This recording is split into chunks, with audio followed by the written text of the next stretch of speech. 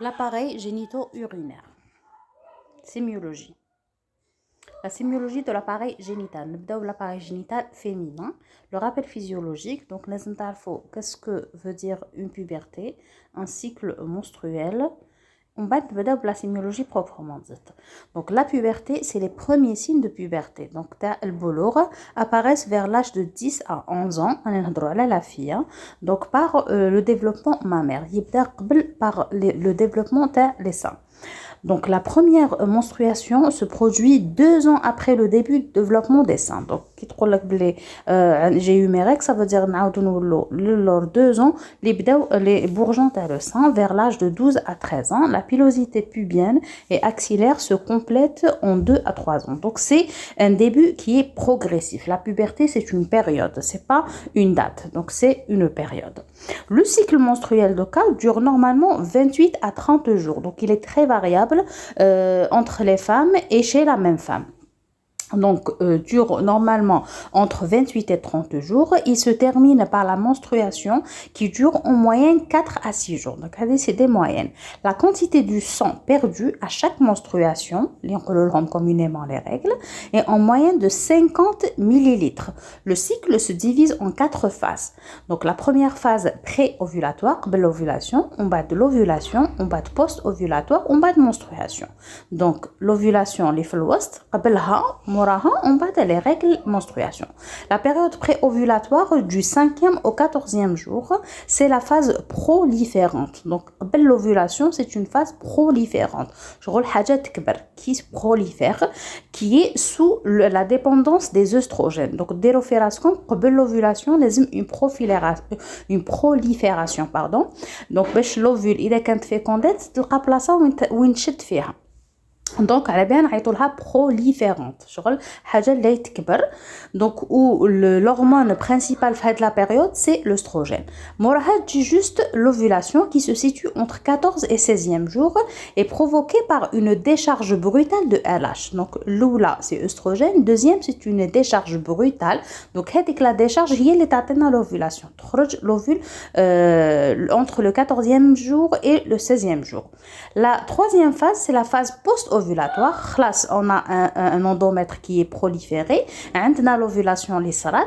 Donc, lazim post-ovulation. Donc, entre le 17e et le 28e jour, c'est la phase sécrétoire. Donc, l'oula prolifératif. Donc, il y a eu augmentation le volume, prolifération. On va d'ovulation, on va de sécrétion. Après avoir eu l'ovulation, l'ovule, le corps jaune il va sécréter.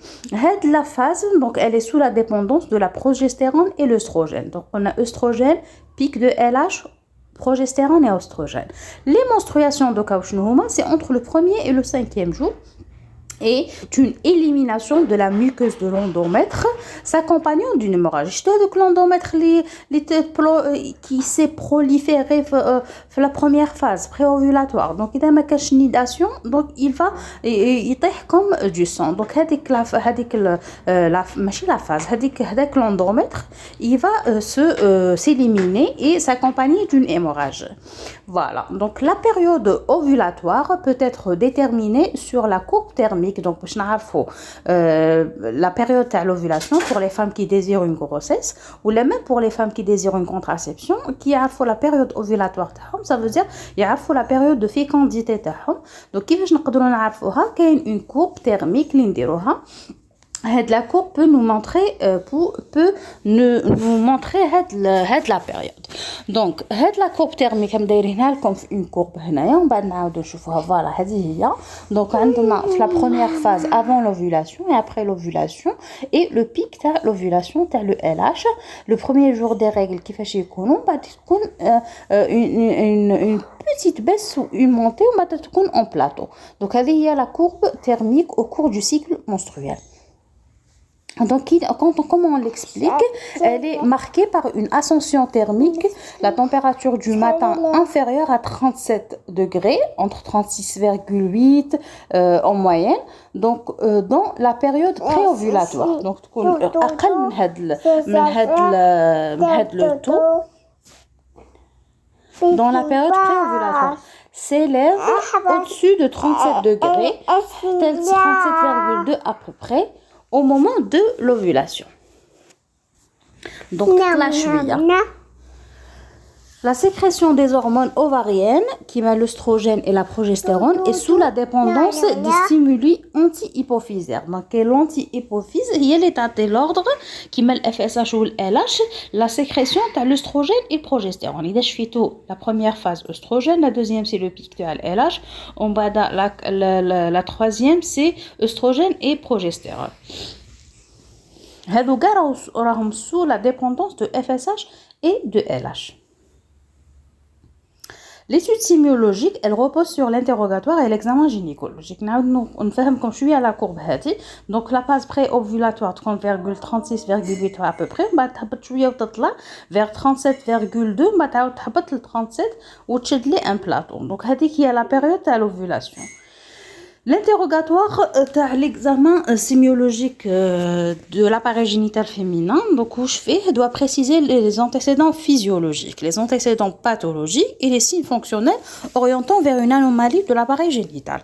Donc physiologiquement, pathologie ou le motif de consultation et les signes fonctionnels. Les antécédents physiologiques, il s'agit en fait de préciser les épisodes de la vie génitale de la femme, des premières règles jusqu'à la ménopause. Donc, من la puberté jusqu'à la ménopause. La ménarchie, c'est quoi? Donc, correspond à l'apparition des premières règles.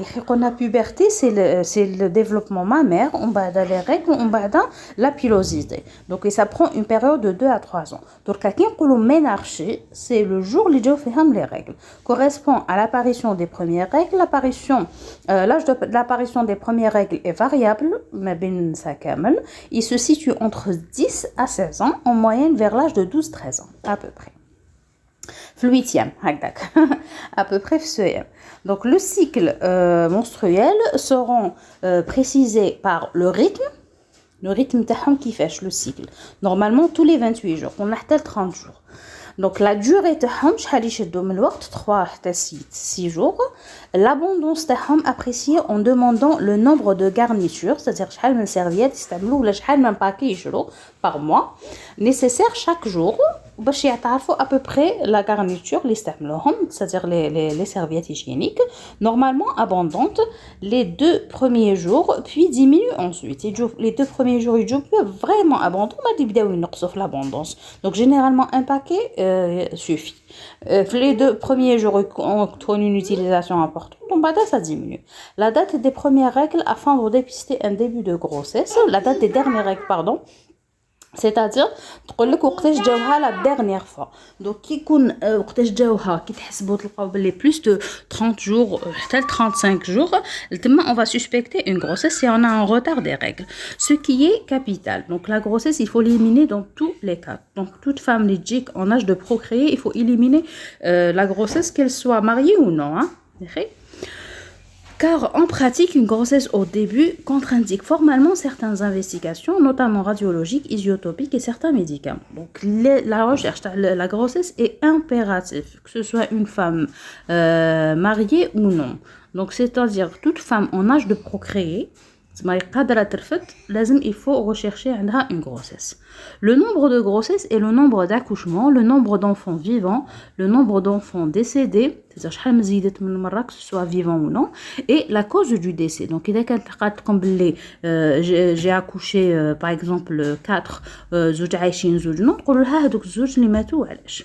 La recherche d'avortement, est-ce que طريحت déjà ou là, la recherche d'accouchement prématuré قبل le terme, au-delà de 6e mois de gestation, la notion d'enfant mort-né, c'est-à-dire زايد ميت, la notion de contraception, c'est-à-dire موانع الحمل, soit dispositif intra-utérin اللي نعيطوا له le stérilet, les contraceptifs oraux ou là la ligature des trompes, c'est une intervention.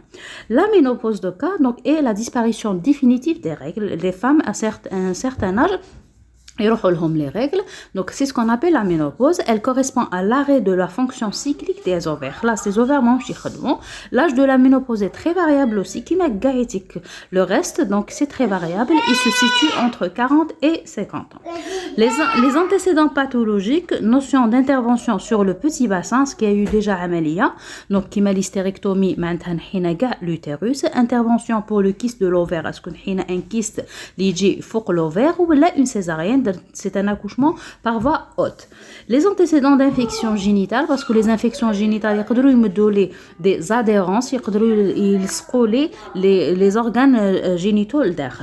Les signes fonctionnels peuvent être à type de douleur. Donc, à l'aide de gêner une femme, la gynécologie, de gêner à l'aide des douleurs, à l'aide des pertes, c'est-à-dire il y a des pertes, elle perd un liquide qui n'est pas habituel, une hémorragie génitale, donc soit les règles qui sont abondantes ou là qui durent longtemps, ou là machine des règles, et des troubles de la menstruation. Voilà, c'est ça la trouble de menstruation. Donc les règles font un problème.